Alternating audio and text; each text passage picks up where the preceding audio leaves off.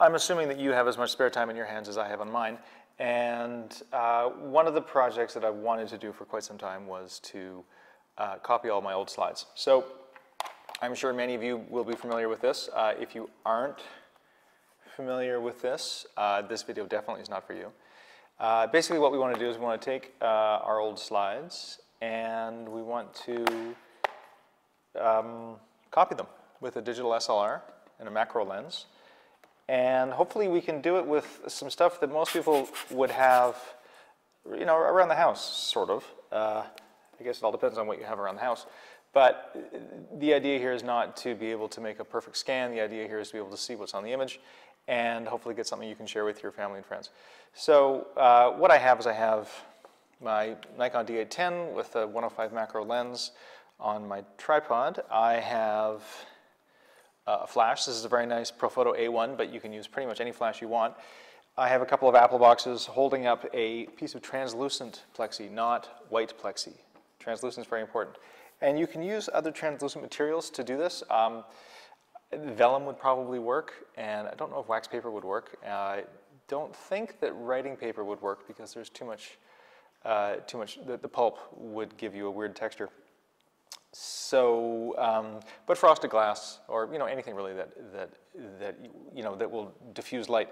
And then underneath it is a piece of card at about a 45-degree angle. And basically, what I'm doing is I'm taking the light from the flash, bouncing it into the card to try and diffuse it a little bit, and then having it come up through the plexiglass, through the slide, onto the camera, into the computer.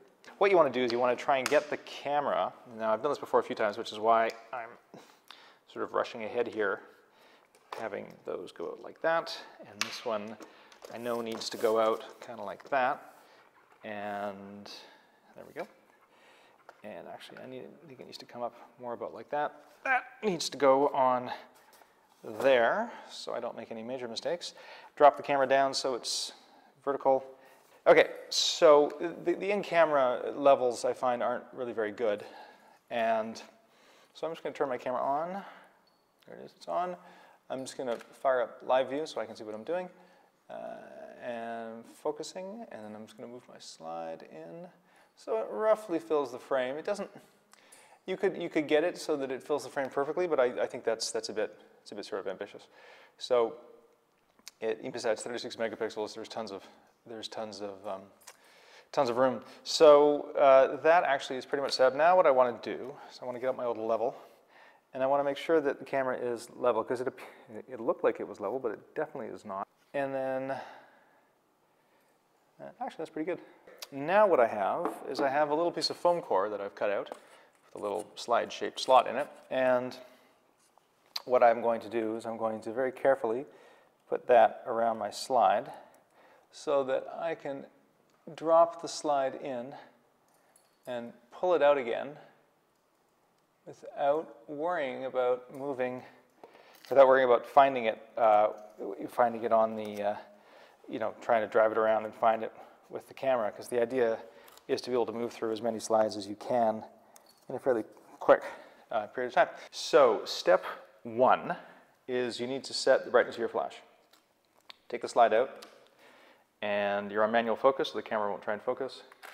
And I've got my flash bouncing into the card, and it comes up as a white box on the screen. And what I'm looking for, I'm going to turn on my warning here, is I want it to be about as bright as possible without being too bright. So, and I also want to be at ISO, or not ISO, I want to be at about, let's see here, probably 100th of a second, and F8, say.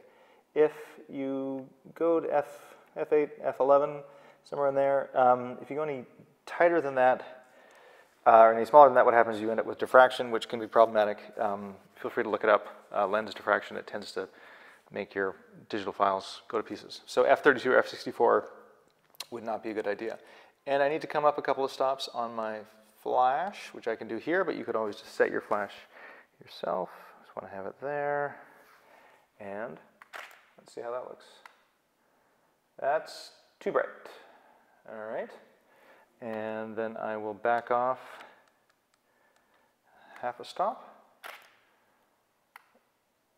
And so we've got two 43 out of 255, so it's looking pretty good. Maybe I'll come up a little tiny bit, maybe a third. And you just keep bouncing around until you get, that's getting pretty good. So now what we do is we drop in our slide, making sure that it is correct.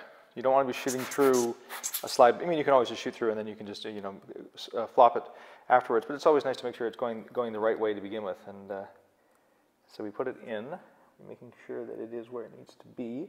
And then we focus with our eyes to see if we get it exactly like that and take a photo. So now what we want to check is we want to check to see if it is actually in focus. And you can't really tell if it's in focus by looking at the image because, of course, who knows if the image is in focus. But what you do want to do is you can look at the four corners of the slide itself, and hopefully that will, I'm just going to turn the brightness up a little bit, tell you if it's actually in focus. And that looks pretty good. The whole reason why you want to have all the photo or the camera level and parallel to this thing, so that as soon as you are off of parallel, you end up with keystoning. Oh, and the other thing that we want to do, now that I think about it, is we want to go back to our previous file, which is quite bright, and we want to correct the white balance to neutralize it off this white. Now, the reason why we do that is because, again, we have no idea what the correct white balance is. You don't really want to be taking it off the slide if you can help it because, you know, who knows what's going on there. So what we've done is we've neutralized it to just, you know, a plain white balance off of our light source. And now every slide afterwards, hopefully, will have the same white balance and will work well. So that guy is done. Ha! One. The other thing I've noticed, unfortunately, is that there appears to be some dust on my sensor. So I'm going to stop the video now and clean the camera. Do that.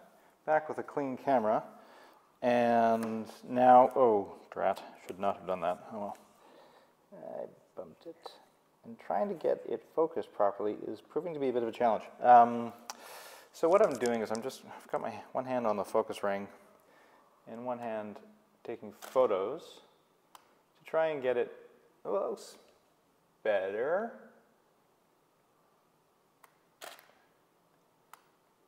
Just looking at the focus itself to see if we're...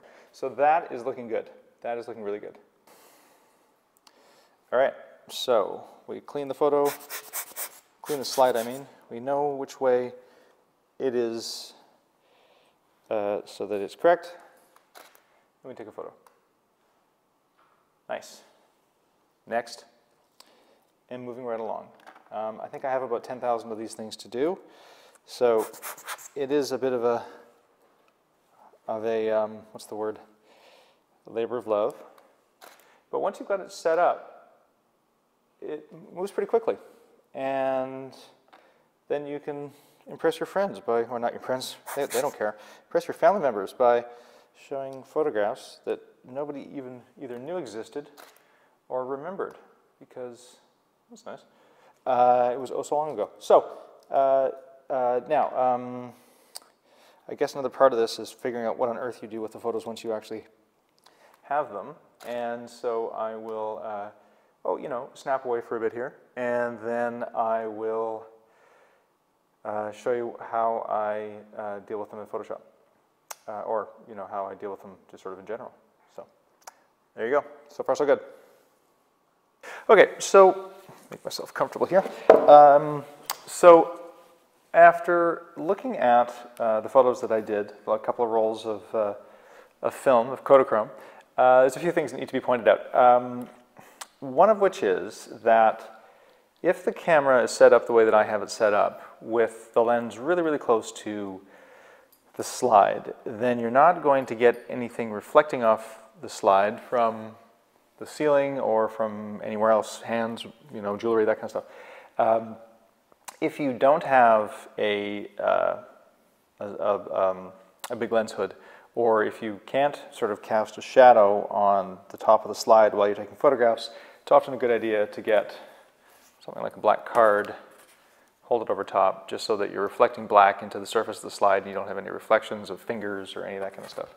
Now the other thing that I need to talk about is the fact that I didn't actually point out when I was doing the video that the reason why we want to have the light coming through the plexiglass at almost but not too bright, as in not overexposing things, is not necessarily so that you can have a perfectly exposed slide.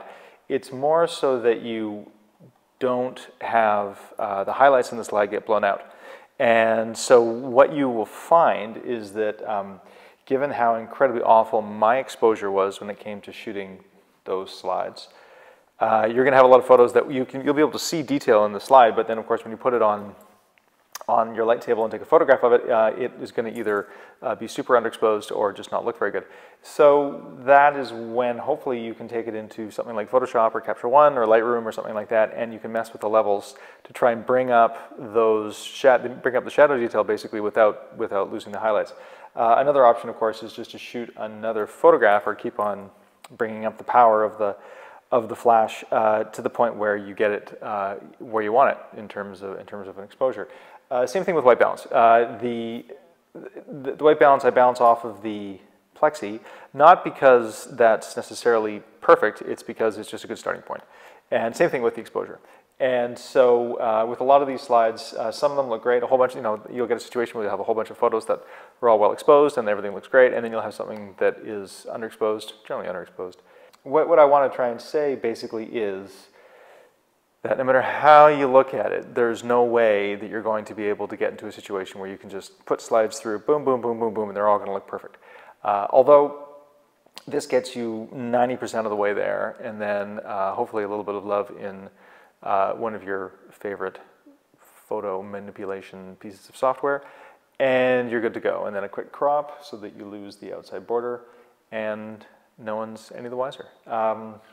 Also with Kodachrome, they're notoriously difficult to scan or notoriously difficult to work with from a digital point of view, and I am not exactly sure why. I mean, it could be the black, I think it's the black layer. Is there a black layer in there somewhere? There's 3 dye layers and a black layer, I think.